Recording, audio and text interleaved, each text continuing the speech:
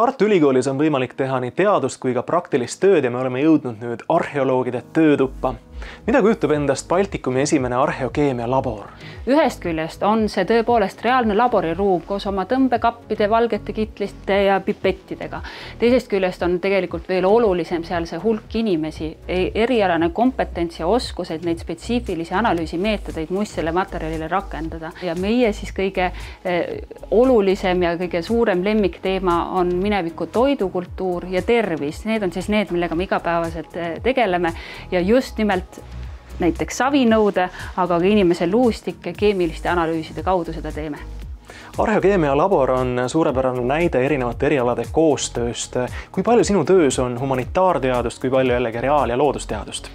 Seda ongi tegelikult väga raske lahku viia. Ühest küljest meie uurimusküsimused on väga selgelt arheoloogia ehk mineviku ja ajaloo kesksed. Teisest küljest kõik need loodusteaduslikud meetodid, mida tänapäeval, kas või kaasaja inimese ja meditsiinidiagnostikas kasutatakse nii edasi, et me rakendame neid, aga samas me lükkame neid ka viimase piiri peale, sest arheoloogiline materjal on selline materjal, mis on väga palju ajas muutunud, tema säilivus, tema jäägid, mis meile alles on näha, need säilivusprobleemid on väga suured, nii et me kogu aeg neid instrumente, mida me kasutame, tahame viia selle viimase piiri peale, et see kõige väiksem, kõige pisem, meie jaoks võib-olla kõige olulisem biomolekul näiteks sealt üles korjata sellest muistsest materjalist.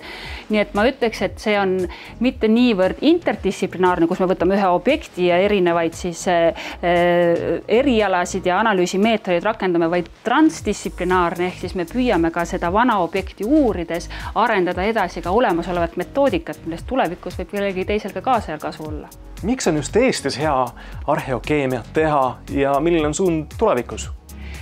Ma arvan, et meie kõige suurem tugevus tegelikult on see, et me pöörame Eesti väiksuse enda kasuks. Ma tunnen väga hästi erinevate erialade inimesi, kellel on oma kompetentsid, kellega ma saan arutada. Teisest küljest on meil väga head laboritingimused, just nimelt analüütika koha pealt, kui ma võrdlen välislaboritega, kus ma olnud olen. Ja kolmandaks, meil on väga motiveeritud ja väga äge meeskond ja tiim, kellega me pidevalt saame uusi mõtteid testida ja uusi tulemusi ja neid ka siis samamoodi esitleda, et ma arvan, et see on üks hästi oluline alustala kogu selle labori toimimisele.